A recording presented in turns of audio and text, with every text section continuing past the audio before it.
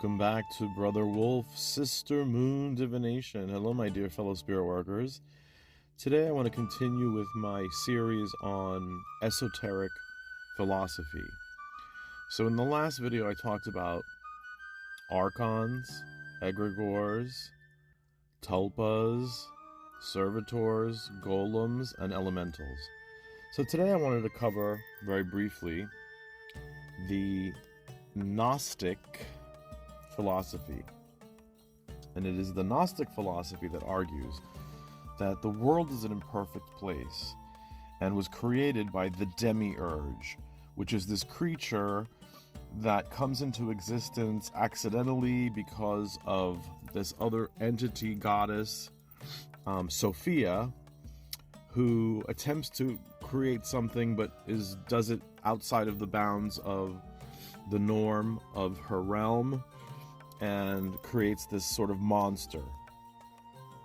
And so the demiurge creates the world and keeps these different guardians protecting it, the Archons.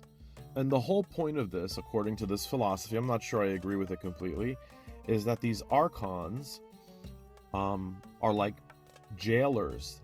They keep humans afraid and doubting, and they live off this energy. So when there is crisis or chaos, angst, violence, they thrive on it. And so this is the cosmology of Gnostic philosophy. But what's interesting in this, so if the world is an imperfect place, this reminds me very much of Buddhist and Hindu philosophy, in that they argue that the world that we live in now is an illusion that's meant to keep us in this dimension, in this plane of existence, where a person clings to material possessions, attachments, and then is forced to then be reincarnated and come back again and again in the wheel of samsara.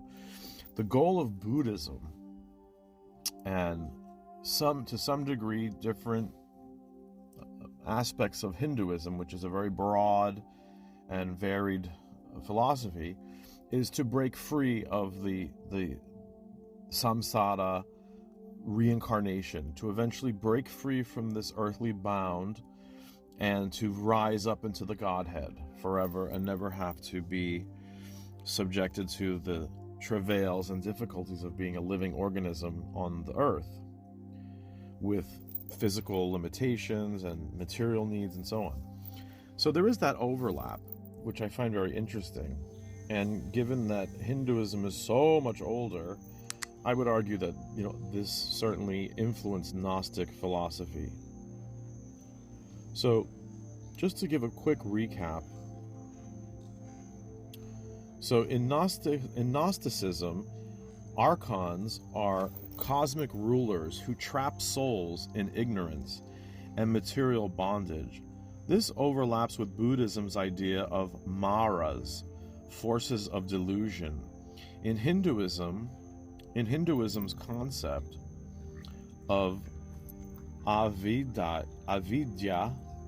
ignorance, the cosmic illusion Maya, all three traditions describe hostile or obstructive forces that prevent liberation, though they frame them differently. So the Archons are spiritual entities or rulers associated with the material cosmos. They are seen as agents of the demiurge, the flawed creator of the material world. Their role is to keep human souls trapped in ignorance, enforcing attachment to matter and preventing gnosis, which is the direct spiritual knowledge, much like going into the Godhead and escaping samsara through moksha, as is discussed in these Eastern philosophies. So here is the overlap with Buddhism. Mara, as a parallel in Buddhism, Mara is the tempter who obstructs enlightenment, often personified as a demon, but also understood as inner defilements like desire, fear, and ignorance. phenomenological similarities, scholars like Edward Conze noted that both Gnosticism and Mahayana Buddhism emphasize liberation through transcendent knowledge and overcoming deceptive forces. Just as Gnostics saw the material cosmos as flawed, Buddhism critiques samsara as a cycle of suffering maintained by ignorance and craving. So the other aspect I wanted to bring in here is, how does it overlap with Hinduism? Because there's a connection between Hinduism and Buddhism, of course. So avidya and maya, Hindu philosophy describes ignorance, avidya, and illusion, maya, as forces that bind the soul to the cycle of rebirth. These are not personified rulers like Archons, but rather cosmic principles. Jnana, knowledge, liberation, moksha, comes through jnana, knowledge of the self and Brahman, echoing the Gnostic pursuit of gnosis. Tantric parallels. Later, Tantric Hinduism and Buddhism developed ideas of esoteric knowledge and subtle bodies, which some scholars compare to Gnostic notions of hidden truths and spiritual ascent. So, in essence, Archons, Mara, and Maya all describe forces that keep beings bound to ignorance and suffering. Gnosticism emphasizes hostile rulers. Buddhism highlights psychological defilements, and Hinduism stresses cosmic illusion. Yet all converge on the idea that knowledge and awakening dissolve these bonds. So, I find this all very interesting. And in my own experiences, it's when we are attached to material things, status, it really does prevent us from reaching our spiritual potential. Do I really think that there are these guardians punishing humans? I'm not sure I agree with that, but do I believe that there are evil entities and evil, dark, unevolved spiritual forces? Absolutely. And one of the things I find interesting that led me to this research was a short video I saw, and I could provide you with the link, which kind of gets at this concept, but uses Jung in the explanation. So I'm not sure that Jung ever acknowledged that there are these external spiritual forces or beings, but rather these collective unconscious residues or archetypes that we as humans are bound through. We also see this overlapping with trauma and generational trauma, that through epigenetics we see that there has been research done and that there are these markers.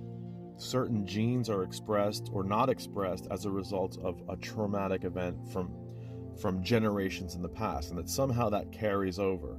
That sort of thing I certainly buy into. And I also, and there is research on this. So, but as far as these external entities, now, again, I'm very open-minded, and I do think there are these negative energies. We see it in our everyday lives. But this might just be psychological. It could just be that. But it might also be something beyond that. So we always leave the door open for unknown variables and possibilities. I just think it's fascinating. Now, what I do think that can happen. Now, who knows? Are these unhappy spirits who haven't crossed over? Are these actual negative spirits or entities? Possibly. But there is this connection, and I've seen it before, that through trauma, we may allow portals, in other words, openings into our protective center. So now I think that can happen, and you can see how people can be changed from trauma. But there is a way to heal ourselves and close off those openings. Another obvious one that I've seen is, hard drug use. And so I do certainly think that pulls in negative dark energy and allows for certain entities to attach or enter through certain cracks that now have been made available because of this drug use, and now it can find a way in and set up shop, if you will, in a way like a possession. So we know that like attracts like, and so I certainly see this where people either experience some kind of trauma that's left them broken and scattered, and this might allow certain energies to come in. Whether those are spirits or entities, who's to say? But there's definitely something going on there. And so one of the goals of this channel is to create and foster wholeness. So yeah, I do think there are these negative energies, and maybe they're not supernatural beings. It just might be people's individual personalities, right? You come into an office, you sense that people are feeling tense and angry, you start feeling that way too. So to a degree, that's just psychology and personalities. But it might be something even bigger than that. So I tend to find myself somewhere in the middle. I do think there are these negative forces, whether they're just psychological forces, whether they're connected to a larger collective unconscious through archetypes, that these patterns play over and over and over again across the story of humanity. And there's many examples we can draw from of negative things, wars, cruelty for the sake of cruelty.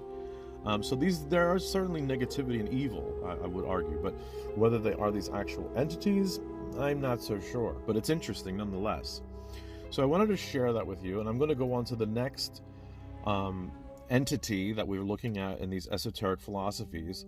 So we looked at Archons, and now I want to look at egregores. So egregores are not entities per se, but they are thought forms. And this ties in nicely with what Falconer talked about. So I created a video on Robert Falconer and his concept of the porous mind, and how we do have these forces around us and they can attach to us, and they can change our personality, our worldview, and I believe something factors in there with depression, possibly. So it's very interesting.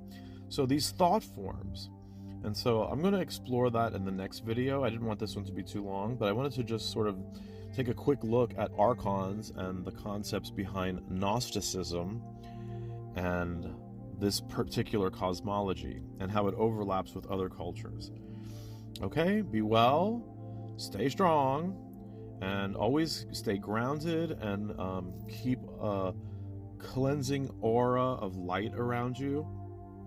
You know, I'm a big advocate and proponent of talismans, prayers, and who knows, maybe these things are creating these protections through the intervention of other beings to keep those negative ones at bay, or maybe it's nothing more than quieting the chatter and the discord that we all experience in our own mind. So I think it's somewhere between psychology and possibly these paranormal forces.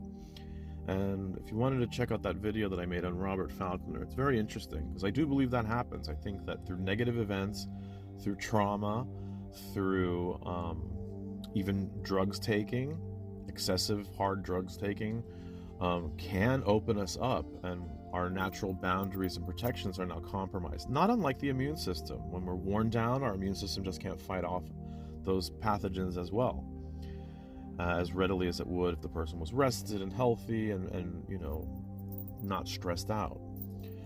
And that certainly has a bearing in connection to science with psychoneuroimmunology. Okay, folks, so on to the next. In my next video, I want to talk about egregores, another fascinating topic, and really taps into the power of the mind. So I hope you'll enjoy it.